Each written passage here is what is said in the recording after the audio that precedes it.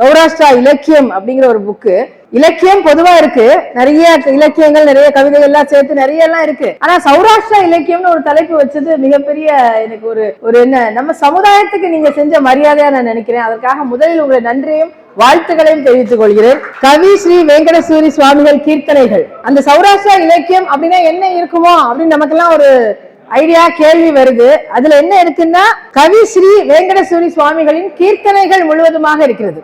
பொதுவாகவே சௌராஷ்டிரா மக்கள் தியாகராஜ பாகவதர் அவருடைய சிஷ்ய பிள்ளைகளாகிய வேங்கடரமண பாகவதர், வேங்கடசூரி இருவருமே அவருடைய கவிதைகள், அவருடைய பாடல்கள் எல்லாமே இந்த இரு மாணவர்கள் சிஷ்யர்கள் இல்லைன்னா அது வெளிவந்திருக்கிறாரு அப்படிங்கிறது இந்த உலகமே அறிந்த விஷயம்.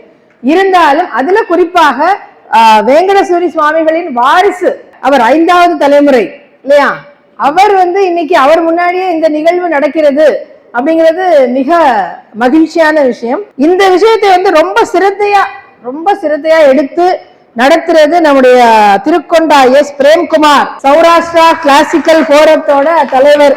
ஐயா மூலமா இந்த புக்கு வெளியிடுவதில் நாம் எல்லாம் ரொம்ப பெருமைப்படுகிறோம். வாழ்த்துக்கள் ஐயா, உங்கள் பணி மென்மேலும் சிறக்க வேண்டும் என்று கேட்டுக்கொள்கிறேன். மீண்டும் ஒரு முறை உங்களை வாழ்த்தி இந்த நிகழ்ச்சியை ஏற்படுத்தி கொடுத்த பிரேம்குமார் அவர்களுக்கும் வாரிசுதாரர்களுக்கும் வாழ்த்துக்களை தெரிவித்துக் கொள்கிறேன்.